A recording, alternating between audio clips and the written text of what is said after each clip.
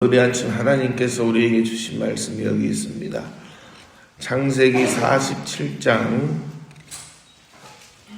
13절에서 26절 말씀입니다. 창세기 47장 13절에서 26절 말씀, 제가 한 절 여러분이 한 절 교독하시겠습니다. 기근이 더욱 심하여 사방에 먹을 것이 없고 애굽 땅과 가나안 땅이 기근으로 황폐하니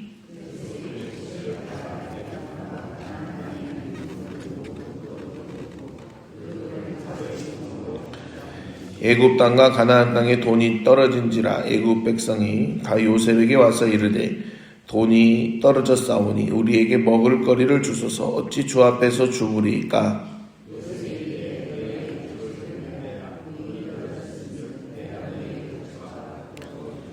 그들이 그들의 가축을 요셉에게 끌어오는지라. 요셉이 그 말과 양떼와 소떼와 나귀를 받고 그들에게 먹을 것을 주되 곧 그 모든 가축과 바꾸어서 그해 동안에 먹을 것을 그들에게 주니라.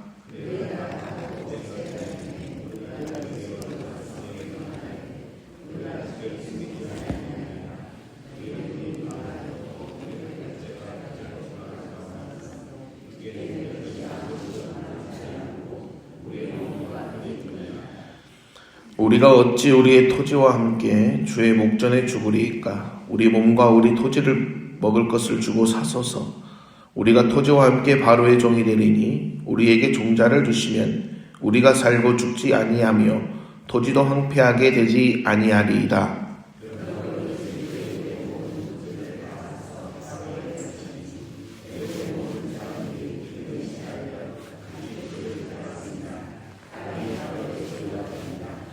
요셉이 애굽 땅 이 끝에서 저 끝까지의 백성을 성읍들에 옮겼으나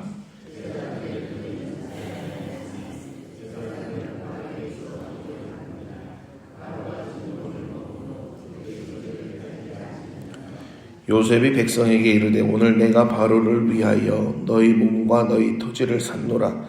여기 종자가 있으니 너희는 그 땅에 뿌리라.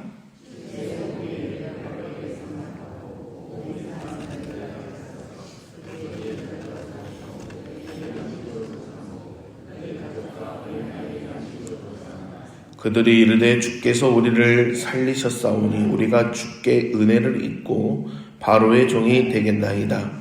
요셉이 애굽 토지법을 세우매 그 5분의 1이 바로에게 상납되나 제사장의 토지는 바로의 소유가 되지 아니하여 오늘날까지 이르니라. 아멘.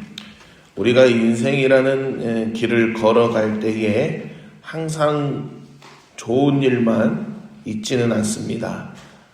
이 말에 다들 공감하실 겁니다. 그런 순간 우리는 하나님의 은혜를 기대합니다. 하지만 세상은 그것을 다르게 바라봅니다. 오히려 원망하고 불평하는 것이 당연하다고 말합니다. 그렇다면 우리는 그 순간에 어떻게 반응해야 할까요? 어떻게 반응하고 있습니까? 우리의 모습을 돌아보면 어느새 세상의 목소리에 마음이 기울어지는 우리의 모습을 발견할 때가 있습니다. 그런데 오늘 본문에 나오는 사람들은 바로 그 절박한 상황 속에서 이렇게 고백합니다. 창세기 47장 25절 말씀 우리가 다시 한번 읽어볼까요? 시작. 그들이 이르되 주께서 우리를 살리셨사오니 우리가 주께 은혜를 입고 바로의 종이 되겠나이다. 아멘. 돈도 다 냈습니다. 가축도 다 냈습니다. 땅도 내놨습니다. 심지어 자기 몸에 자유까지 내놨습니다. 그런데요, 그들은 빼앗겼다고 하지 않습니다. 뭐라고 말을 표현하고 있어요? 우리가 주께 은혜를 입었다고 말하고 있습니다. 오늘 우리는 바로 그 이야기 앞에 서 있습니다. 어떻게 이런 일이 가능했을까요? 오늘 말씀을 통해 주시는 은혜를 우리가 같이 나누고자 합니다. 야곱 가족은 고센 땅에서 요셉의 보살핌을 받으며 잘 지내고 있었습니다. 그런데 애굽과 가나안 땅 전체는 기근이 너무 심해져서 먹을 것이 없었습니다. 백성들이 양식을 구하러 요셉을 찾아오지요. 이때 요셉은 공짜로 나눠주지 않았습니다. 첫 번째는 뭘 받고 팔았어요? 돈을 받고 팔았습니다. 너무 냉정한 거 아니냐고 생각하실 수 있습니다. 그런데 여러분 생각해 보십시오. 요셉은 7년, 8년 동안 아껴둔 양식을 맡아 관리하는 사람이었습니다. 만약 처음부터 마음대로 다 나눠줬다면, 짠하다고 다 나눠줬다면 어떻게 됐을까요? 기근이 끝나기도 전에 창고는 다 비었을 것이고 더 많은 사람이 굶어 죽었을 것입니다. 돈을 받은 것은 무자비한 게 아니었습니다. 끝까지 모든 사람을 살리기 위한 지혜로운 모습이었습니다. 이제 어떻게 됩니까? 돈이 다 떨어졌습니다. 그래도 기근은 끝났나요? 기근은 끝나지 않았습니다. 백성들이 찾아와서 다시 먹을 거리를 주라고 말합니다. 요셉은 그들의 소리를 듣고 가축을 받고 그의 먹을 양식을 줍니다. 일방적인 강탈이 아닌 요셉과 백성들의 서로 합의한 교환이었습니다. 그 해가 지났다고 성경은 말합니다. 그리고 새해가 됐을 때에 백성들이 또 찾아와서 이렇게 말합니다. 돈도 없고 가축도 없습니다. 이제 우리한테 남은 건 이 몸과 땅뿐입니다. 우리 땅과 우리를 사십시오. 우리가 바로의 사람이 될 테니 살 수 있는 씨앗을 주십시오. 그렇게 말합니다. 이렇게 해서 제사장들의 땅을 빼고는 애굽 땅 전체가 바로의 소유가 됩니다. 자유농민이었던 백성들은 이제 바로를 위해 일하는 소장농이 됩니다. 오늘날 우리의 눈으로 보면 이거 너무한 거 아닌가 싶을 수 있습니다. 그런데 우리가 그 당시의 상황을 생각해야 됩니다. 그 시절 이 지역에서 소장농들은 보통 수확한 것의 50% 이상을 땅 주인에게 바쳤습니다. 하지만 요셉이 나중에 정한 세율을 보면 5분의 1, 즉 20%였습니다. 죽어가는 상황에서 오히려 살 길을 열린 것이고 조건도 나쁘지 않았습니다. 그래서 백성들이 어떻게 표현한 거예요? 우리가 주께 은혜를 입었다고 말하는 것입니다. 그 말은 체념이 아니라 진심이었습니다. 요셉은 토지를 다 바로의 소유로 만들었지만 그 다음엔 어떻게 해요? 씨앗을 나눠줍니다. 아까 말씀드린 그 법을 정하는 것이죠. 거둔 것의 5분의 1은 바로에게 내십시오. 나머지 5분의 4는 여러분의 것입니다. 씨앗으로도 쓰고 먹을 것으로도 쓰십시오.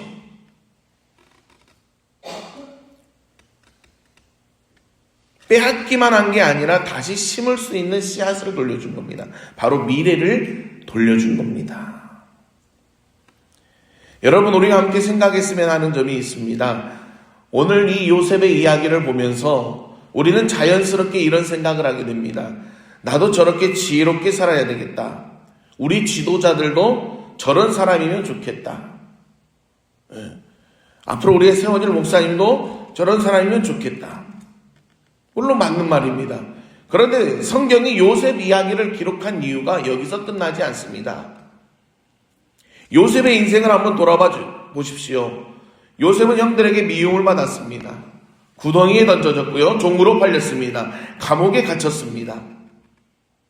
그 긴 고통의 시간을 지나 결국 죽어가는 사람들에게 양식을 나눠주는 자리에 서게 됩니다. 자기를 판 형들도 모르는 백성들도 그의 손에서 먹을 것을 받아 살아납니다. 여러분, 요셉의 모습을 보면서 누구의 모습이 떠오르실까요? 누구의 모습이 떠오르신가요? 우리 예수님의 모습을 생각해 보십시오. 예수님도 자기 제자에게 배신당하였습니다. 자기 백성에게 버림받으셨습니다. 십자가에 달리셨습니다. 그런데 그 죽음을 통해 죽어가는 모든 사람에게 생명을 주십니다. 그래서 예수님이 직접 이렇게 말씀하십니다. 요한복음 6장 35절에 보면 예수께서 이르시되 나는 생명의 떡이니 내게 오는 자는 결코 줄이지 아니할 것이요 나를 믿는 자는 영원히 목마르지 아니하리라고 말씀하셨습니다. 요셉이 준 양식은 그 기근을 넘기게 해줬습니다. 하지만 그 사람들도 결국 나중에 다시 배고팠을 것이고 언젠가는 죽었을 것입니다. 하지만 우리 예수님이 주시는 것은 다릅니다. 영원히 줄이지 않게 하는 생명입니다. 요셉은 예수님을 미리 보여주는 그림자였습니다. 사랑하는 성안교회 가족 여러분, 모든 게 바닥났을 때에 그것을 빼앗김으로 볼 것인가, 은혜로 볼 것인가? 오늘 아침 우리에게 던지는 질문입니다. 애국 백성들이 그 상황을 은혜로 고백할 수 있었던 이유가 뭡니까? 단 하나입니다.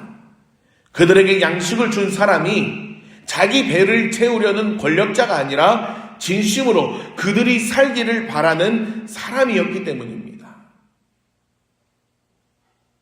요셉은 씨앗을 다시 줬습니다. 미래를 돌려줬습니다.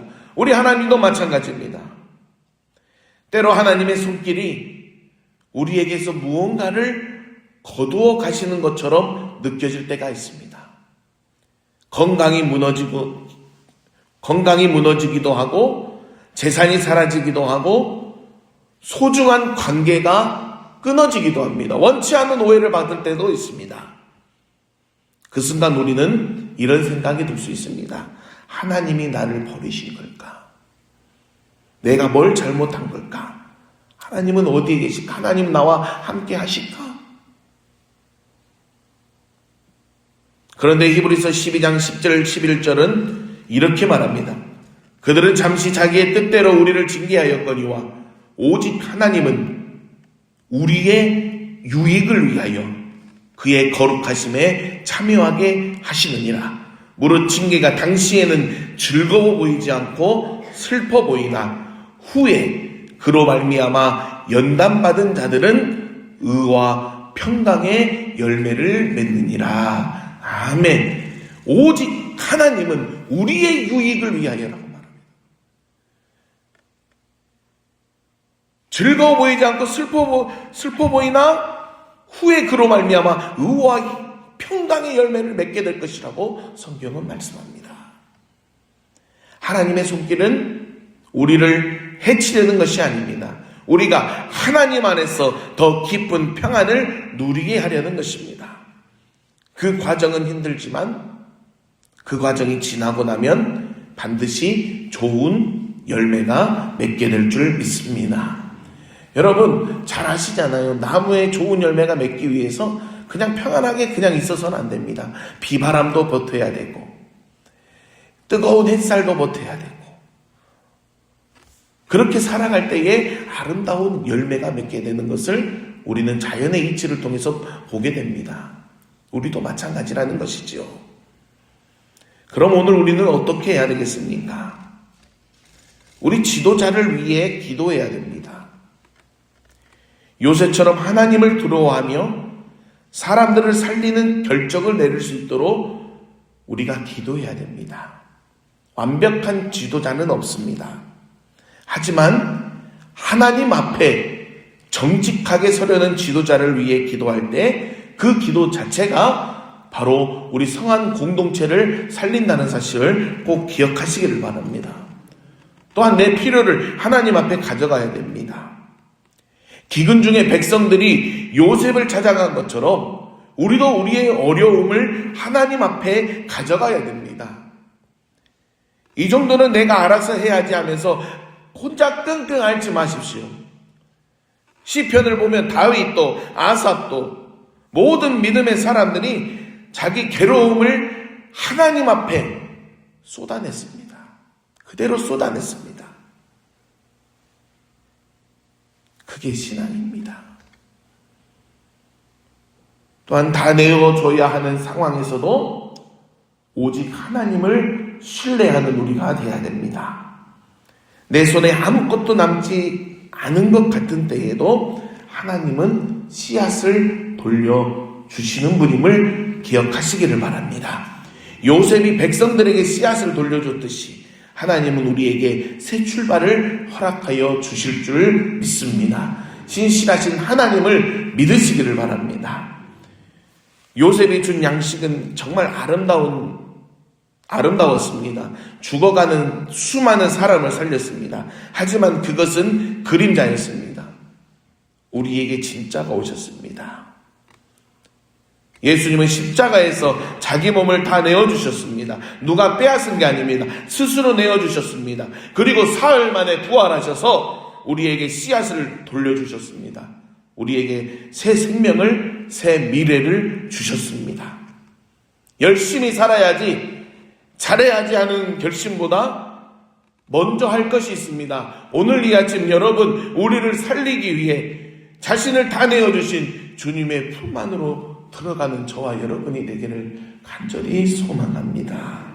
그 자리에서 비로소 우리의 결핍이 은혜로 바뀌게 될 줄 믿습니다.